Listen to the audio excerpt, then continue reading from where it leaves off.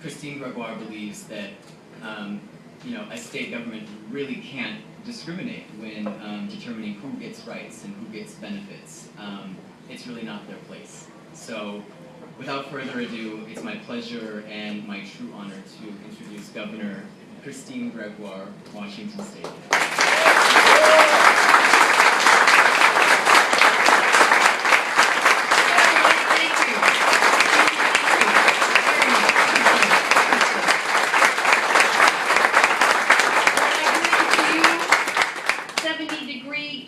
Overcast weather from the great state of Washington. Not to be confused with the other Washington, please. But it is just great to be here. To Phoenix, to Arizona. Thank you all for turning out.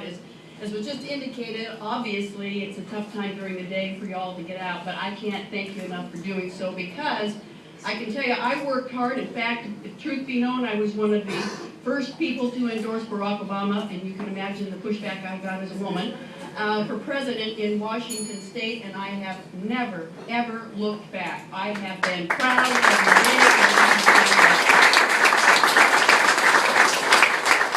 As hard as we worked in 2008, however, I have to say, I think for reasons that escape me, we've got to work even harder in 2012. Now, let me, if I can, just share with you a little story about Washington State. You've heard just a little bit about it. After Columbine happened, I was the chair of the National Association of Attorneys General. And so I went around to high schools around the country with my colleagues to find out what was at the heart of bullying, and you know what I found. So I went back, along with my colleague from Colorado. We both passed anti-bullying legislation to get us back to where we needed to be. And I'm very proud of President and Michelle Obama, because they've gotten engaged, they get it, they understand it, and they've been fighting bullying throughout our schools ever since. Now, I came into office, and we had been fighting for an anti-discrimination bill for 30 years. 30 years. 2005, they said, you want to introduce it? And I said, give me one legislative session to get my feet on the ground. Because if you paid any attention, I won by 133 votes. Now, historic, admittedly, but I won, dadgummit. And then I came back. I came back 4 years later and won by over 200,000. So, against the same guy. I said, let's go. It's time for us to go out and do what is right and pass an anti-discrimination law. It wasn't easy. I was bringing senators in.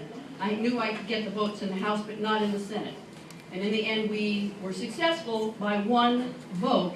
It doesn't matter. We were successful. And so proudly, we put that one on the books. But when we did, we began to ask ourselves, and we had a very tragic event that happened in our state with regard to a couple. Her partner actually drowned in the room next door.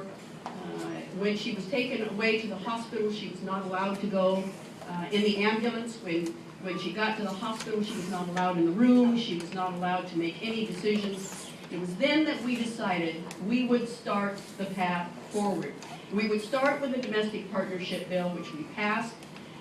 Then the next year we came back and said that narrow domestic partnership bill needs to be everything included, and we did.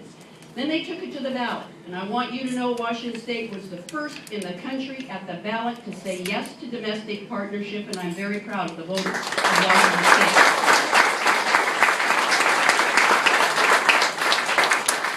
I often refer to it as we were on a journey. We were on a journey, and that journey at some point had to culminate. And that journey was this year, when at Thanksgiving I brought my two daughters together and I said, I'm going to take a stand. I'm not running for re-election. I'm going to do my best to make sure there's marriage equality in Washington State. I'll introduce the bill in January. My daughters and I hugged, cried together, and they said, Mom, this is the civil rights issue of our generation. Thank you for leading me.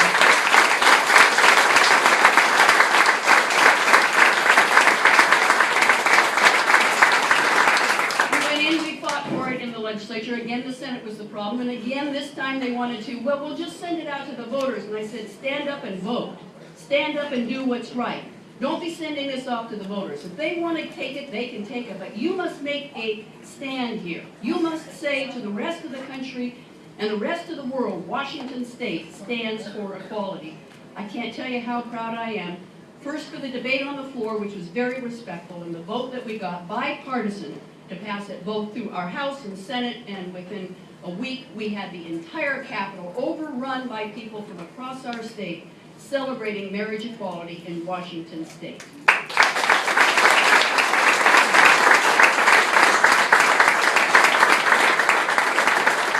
As you would expect, outsiders have come in. They have paid signature gatherers. They have put it on the ballot. I'm going to give you a prediction. We're going to be the first state in the nation to, at the ballot box, say yes to marriage equality, and we'll be proud of our members.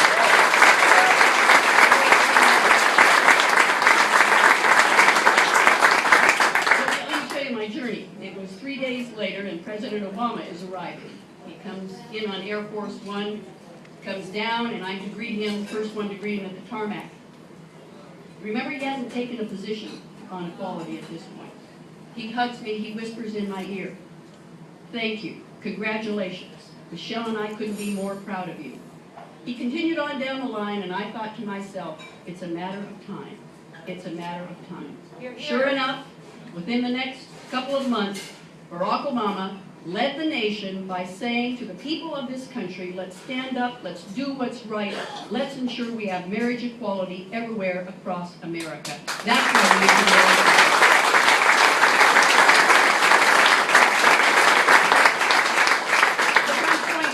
I mean, what president has done more for the LGBT community than President Barack Obama? No one. It's been historic. Of course, it started with DOMA. Yes, it started with DOMA, as well as it should have started with DOMA. But importantly, he made sure that Don't Ask, Don't Tell was abandoned as well. We should have done that. He said to his Attorney General, you will not go in there and defend an unconstitutional DOMA. He's made sure that we have no discrimination wherever the civil rights law of this country will stand. That will be. He's made sure that everybody has the kind of benefits that they should if they're in public employment. Let me repeat that to the people of Arizona. If you're in public employment, you should not be the victim of discrimination, and Washington State made that sure.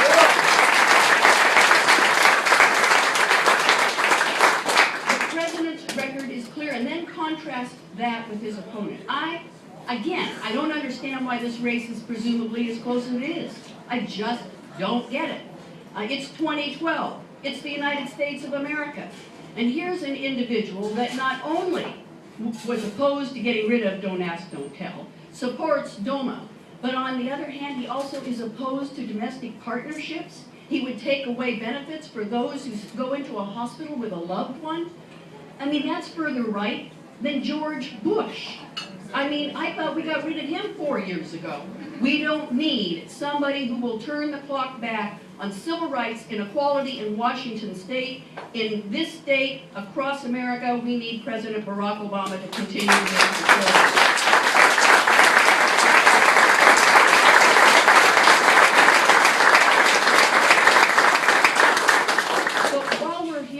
if I can, I'd like to talk about a couple of other issues. You know, as I look at how we've gotten into the worst economic times, my heart goes out to the people of Arizona. You got hit early and you got hit hard. We've been hit hard, but we got hit later. We are struggling mightily to come out of this recession as a country. Who is saying, one, I'm going to ensure the middle class gets what they need and has needed for years, make sure this never happens again, and that we have a vision of putting everybody who can back to work in America? It's President Barack Obama. Yet his opponent comes out and says he wants to return to those days when Wall Street is free to do what it did to the consumers of America and fail us, when he wants to take and make the rich richer at the expense of the middle class. And what are we going to do about the poor of this country? My friends, we are at a critical time. President Barack Obama came into a fiscal cliff. He kept us, I can tell you as a governor, out of a depression. He said, we will get out of this. We will have a vision of a better tomorrow. We will make America what it once was. We will invest in education. We will invest in our research. We will invest in our infrastructure. And we will put America back to work. Now, which vision do we want? I don't think we want to go back. I think we need to go forward. That's President Barack Obama.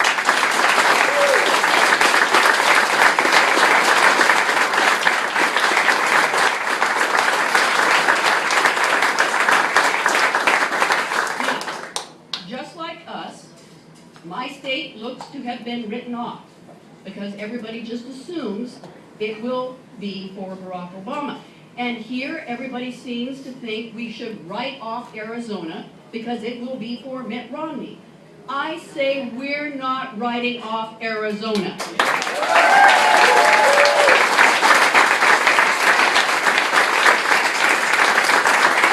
I came here to help you make that call. To get out there, to give what resources you can, but most importantly, give of your time. Contact other people. Tell other people you can make a real difference here. You can make a difference here, not only, frankly, with regard to the presidency, you can make a difference in the United States Senate. You can make a difference in the United States Congress. Wouldn't that be nice to have a majority of your congressional members Democrats in the United States?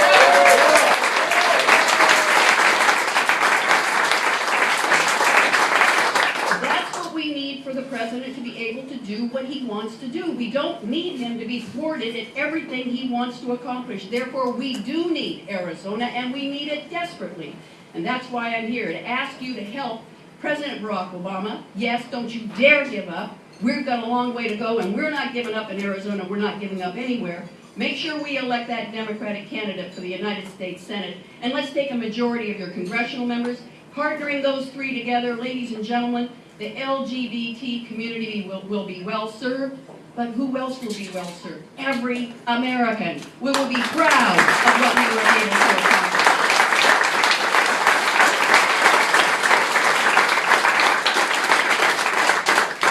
My two daughters who see this as the civil rights movement of their generation, just like the race equality was the civil rights movement of my generation, I say we cannot turn back.